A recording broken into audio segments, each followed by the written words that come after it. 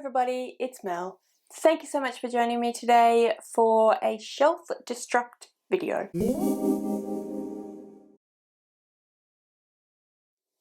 So I have done one of these videos in January for the last few years, and I really enjoy the way that they make me read books basically, or make me decide whether I really want books anymore. So the idea behind this video was created by Becca from Becca and the Books. I will link her channel as well as anyone else that I happen to mention in this video down below, so you should go and check them all out, subscribe, all those good things.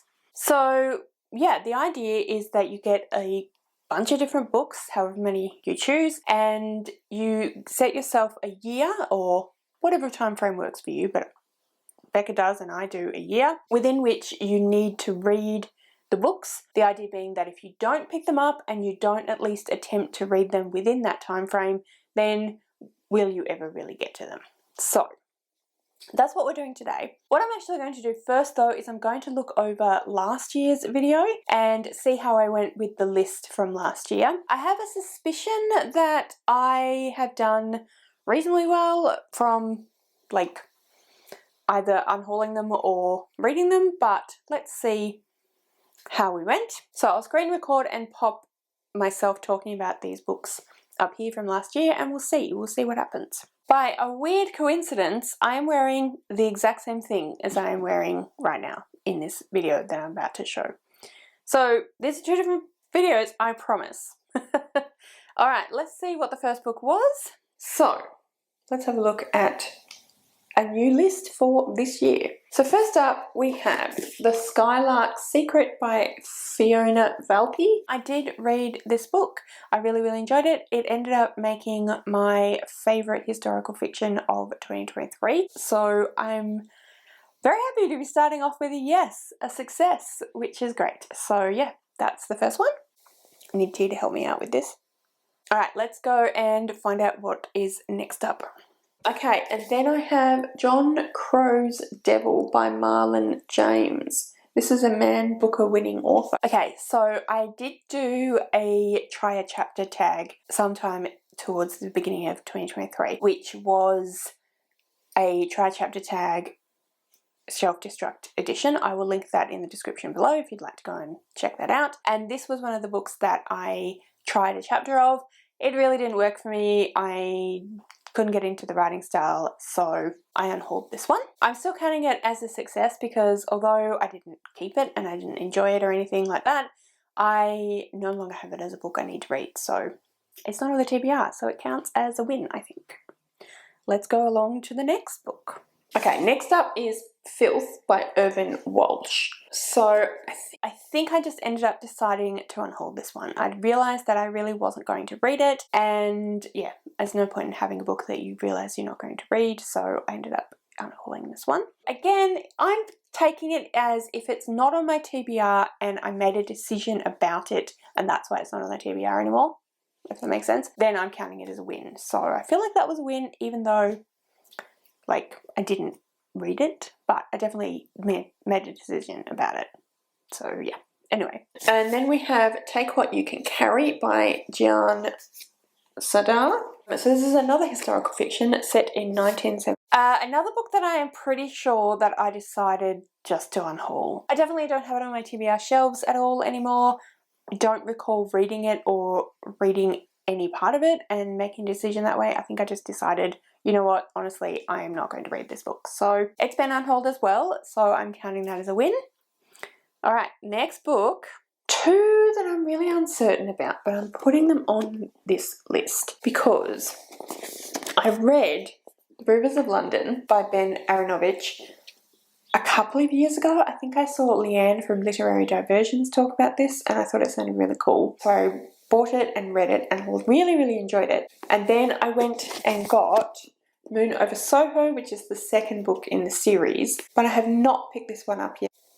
So I reread, which was the plan, to reread Rivers of London and then move on to Moon Over Soho. I did both. I read both of those books. I enjoyed both of those books. I need to check how long the series is because I have a feeling it's a really long series, in which case I'm not certain that I'm going to collect the series and I may unhaul these first 2 books. Not because I don't want to continue with them. I definitely would like to continue with them. I really enjoy Ben Aronovich's writing style, but I'm just not sure that it's a series that I'm going to want to reread a few times over, and they're not like meaningful, sentimental books. They're just enjoyable books. So I can easily get them from the library. I know that my parents read them all after I read the first one and really enjoyed it, and they borrowed them all from the library. So I know that they're available at my local library or in my library system. So I'm not 100% sure. It depends. If the series is not actually super long, I may consider buying them, but I'm leaning more towards unhauling and just borrowing from the library. Let me know what you think. So that's actually the end of the list. So I definitely feel like it was a successful list. I either unhauled without trying, or tried and didn't enjoy and so unhauled that way, or I've read them and enjoyed them. So I feel like I had a really successful list in 2023. It is time now to move on to my list for 2024, before which I will have a quick sip. Okay, so my list for 2024. The first book on the top of the pile is Internment by Samara Ahmed. I had this on my wish list. I cannot remember why, whether I saw it on someone's YouTube channel or whether I just was looking around and thought it sounded interesting. But anyway, I believe my friend Helen from Helen's Bookhaven, I apologise, I seem to have gotten rid of the gift note, but I'm pretty sure Helen sent it to me. This was at least 3 years ago now, and I have not picked it up. Every now and then I kind of glance at it and think I really need to read it because it does sound great, but I have not read it yet. So it is going on this list of books I need to read in 12 months, because hopefully that will make me read it. The idea, obviously, of the whole point of the list. So it says on the back, rebellions are built on hope. It's been 1 year since the census landed 17-year-old Layla Amin and her family on the registry. 5 months since the Attorney General ruled there was precedent for relocation of citizens during times of war. And 1 month since the President declared that Muslims are now a threat to America. Now Layla and her parents are suddenly taken from their home and forced into an internment camp for Muslim American citizens. With the help of newly made friends also trapped within the internment camp, her boyfriend on the outside, and an unexpected alliance, Layla begins a journey to fight for freedom, leading a revolution against the internment camp's director and his guards. So it does sound really, really interesting. It sounds very timely, which is rather unfortunate. And, well, it's easy to sound fortunate when you're not a person who has experienced anything like this. It is very bad and awful that it is timely. But yeah, it sounds really good. It's a young adult contemporary. I definitely really want to read it now that that's the thing. Each time I pick it up and read the back and look at it, I think I need to read it. It sounds amazing, and then I don't. So yeah, that's for this year's, the first one for 2024, Shelf Destruct. Then we have I'll Give You the Sun by Jandy Nelson. Another book that I believe was sent to me, and I believe I've managed to misplace the gift note. So I apologise to whomever it was that sent it to me, and thank you very much. I'm definitely interested by this one. I've heard some great things about this one as well. It is young adult contemporary. I believe that it is, it doesn't say a lot on the back, but it says, Jude and her twin Noah are close until a tragedy drives them apart. Now they are barely speaking and both falling for boys they can't have. Love's complicated. I believe that it's queer, and yeah, like I said, I've heard some really great things about it. Another one I put on my wish list and someone kindly sent it to me. So I'm definitely, again, intrigued to read it, but I just keep not picking it up. It is relatively chunky. It is 430 pages, roughly, but I mean, it's young adults and it's contemporary, so it should be a reasonably quick read. But again, like I keep saying and will keep saying with all of these books, I just keep not reaching for it, so it goes on the list to make me reach for it, hopefully.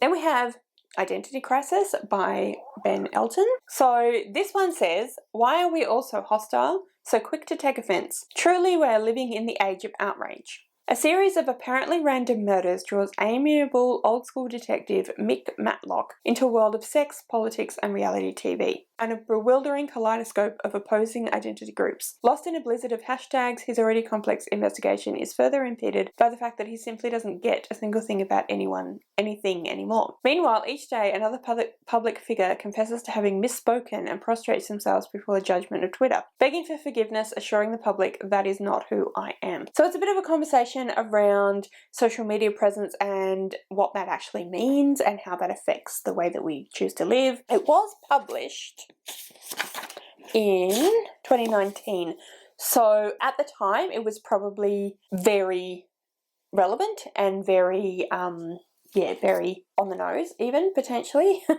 But obviously it's 5 years later, so I don't know how relevant it still is. We are a very fast-paced, changing world, and I mean, Twitter isn't really Twitter anymore, so I don't know how relevant it still will be, but I think that it will potentially still be really interesting. I really enjoy Ben Elton's writing style. I've read quite a few of his books in the past and thought they were really, really fantastic, so definitely am keen on this one also. Again, another book that I just keep not reaching for. There's no particular reason for any of these not to be reached for. They just don't get picked up. So I do need to give it a try, and hopefully I'll do that this year. Then we have Lost and Found by Brooke Davis. This is a book that I am pretty sure I picked up in a secondhand bookstore because it sounded really interesting, and I just haven't reach for it again. It is contemporary young adult. So the blurb says, a heartwarming novel about discovering what love and life are really all about. At 7 years old, Millie Bird realizes that everything is dying around her. She wasn't to know that after she had recorded 27 assorted creatures in her book of dead things, that her dad would be a dead thing too. Agatha Panther is 82 and has not left her house since her husband died. She sits behind her front window, hidden by curtains and ivy, and shouts at passers-by, roaring her anger at complete strangers, until the day Agatha spies a young girl across the street. Carl the Touch typist is 87 when his son kisses him on the cheek before leaving him at the nursing home. As he watches his son leave, Carl has a moment of clarity.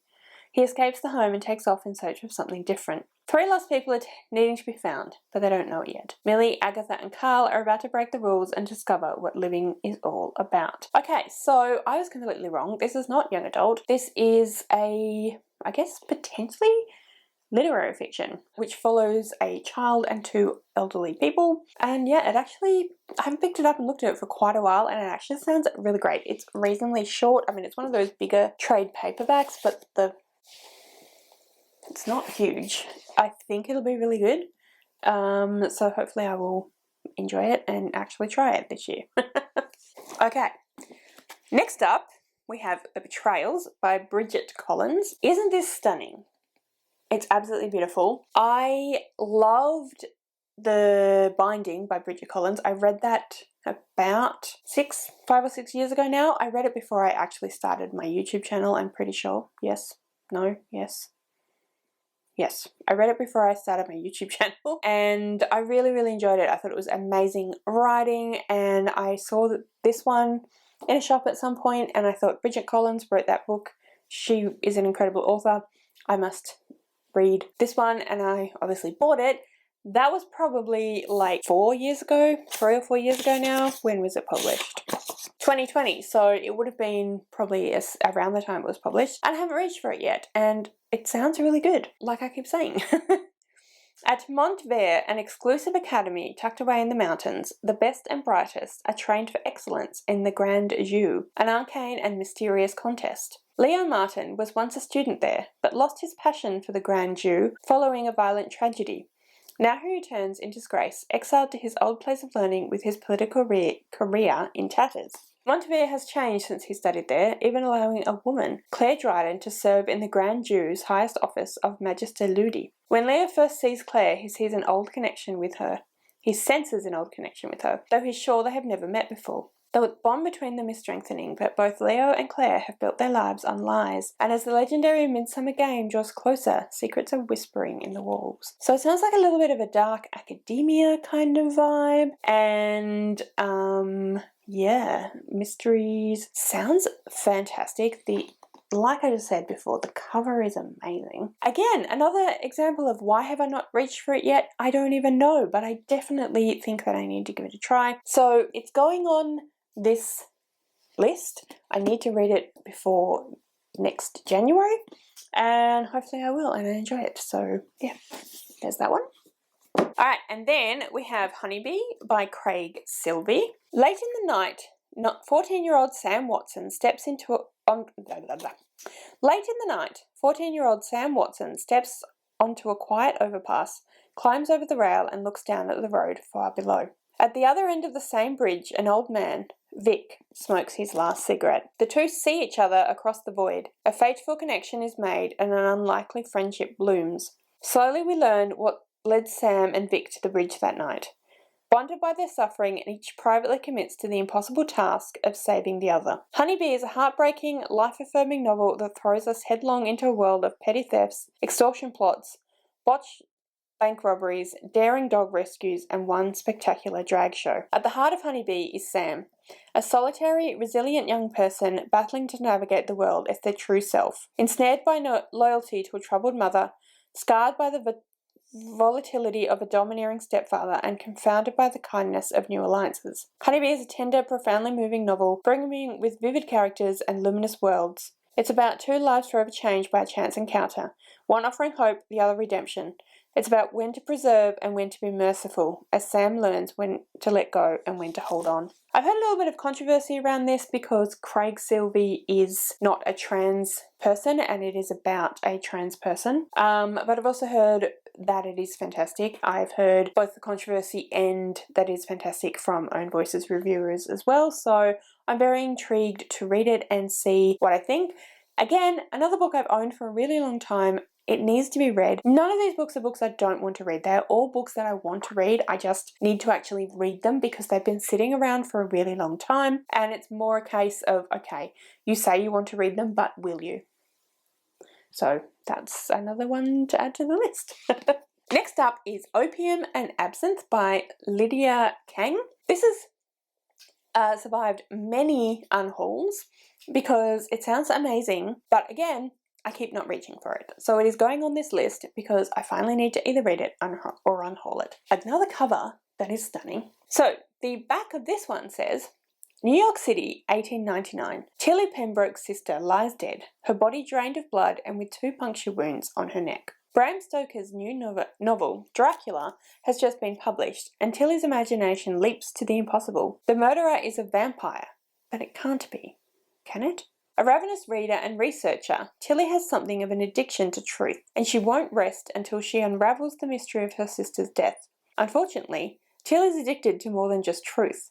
To ease the pain from a recent injury, she's taking more and more laudanum, and some in her immediate circle are happy to keep her well supplied. Tilly can't bring herself to believe vampires exist, but with the hysteria surrounding her sister's death, the continued vampiric slayings and the opium swirling through her body, it's becoming increasingly difficult for a girl who relies on facts and figures to know what's real or whether she can trust those closest to her.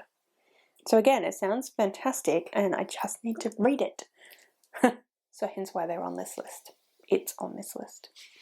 And then we have Truganini by Cassandra Pybus. This is a non-fiction, which again, I've had on my list for a really long time and I need to read it. So here it is. So let's read the back of this one. Cassandra Pybus's ancestors, blah, blah, blah, blah, blah. I can't read today. Cassandra Pybus's ancestors told the story of an old Aboriginal woman who would wander across their farm on Bruny Island in southeast Tasmania in the 1850s and 1860s. As a child, Cassandra didn't know this woman was Truganini, and that Truganini was walking over the country of her clan, the Nuanone. For nearly 7 decades, Truganini lived through a psychological and cultural shift more extreme than we can imagine. But her life was much more than a regrettable tragedy. Now Cassandra has examined the original eyewitness accounts to write Truganini's extraordinary story in full. Hardly more than a child, Truganini managed to survive the devastation of the 1820s when the clans of southeastern Tasmania were all but extinguished. She spent 5 years on a journey around Tasmania, across rugged highlands and through barely penetrable forests, with George Augustus Robinson, the self-styled missionary who was collecting the survivors to send them into exile on Flinders Island. She has become an international icon for a monumental tragedy, the so-called extinction of the original people of Tasmania. Truganini's story is inspiring and haunting, a journey through the apocalypse. So yeah, I think it's going to be heartbreaking, but I think it's going to be really good and really important to read since I live in Tasmania and this is my history. So I do need to read it and I want to read it, but I keep, again, not reaching for it. So it is going on this list to make me actually at least try it. 2 more to go, and the next one is 1,000 Splendid Suns by Khaled Hosseini. This is another kind of contemporary literary fiction. So on the back, this one says, Mariam is only 15 when she is sent to Kabul to marry Rashid. Nearly 2 decades later, a friendship grows between Mariam and a local teenager, Layla, as strong as the ties between mother and daughter. When the Taliban take over, life... Hello, it's me again. Apparently I didn't realise that the camera had stopped recording at this point. So, yes, that book is on the shelf destruct list, and then we move quickly on to the next book. Again, so what is the point in having books on your TBR for years and years and years that you just don't reach for? Alright, so...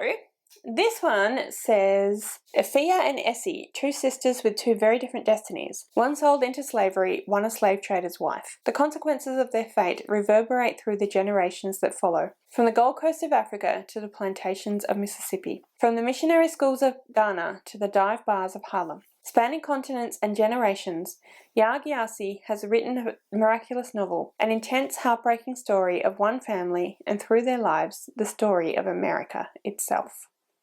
So again, I think it's going to be interesting, heartbreaking, and great, but again, it's just a matter of making myself read it. So yeah, it's on the list as well.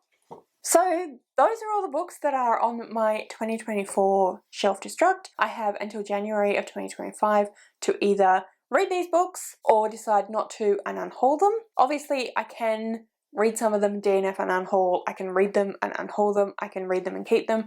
But I need to make a decision about what to do with them rather than letting them sit on my shelves doing nothing. So those are all the books that I have on this year's shelf destruct, and that's how I went with 2023's shelf destruct. I'm really impressed with my shelf destruct from last year. I feel like my try chapter tags, again linked below, really helped out with that, so I'll definitely be doing something like that for some of these books. Some of them I'm just super excited for. I think they sound amazing, so I'm keen to get to them hopefully at some point this year. And yeah, please comment below if you've read any of the books that I have put on this list, what you thought of them, what you think I will think of them. Let me know if there are any books you think I should prioritize from the list. And yeah, comment all that down below. If you'd like to leave me a comment but you don't know what, then leave me a little bomb emoji because they will destruct, they will blow up if they're not read in the next year. All of my social media details are listed in the description below, so if you'd like to go and follow me on any of those other platforms, please feel free to do so. Thank you so much for watching. I really hope you enjoyed this video. If you did, I would absolutely love it if you would subscribe to my channel and give this video a thumbs up. And yeah, like I said, thank you so much for watching. I really hope you enjoyed this video and I will see you next time.